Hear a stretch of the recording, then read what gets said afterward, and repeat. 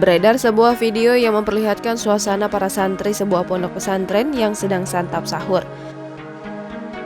Video tersebut viral salah satunya setelah diunggah oleh akun Instagram Memo Medsos.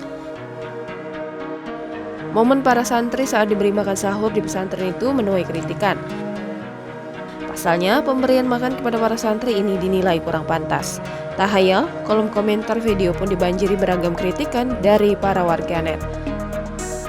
Belum diketahui kapan dan di mana lokasi pesantren di video tersebut.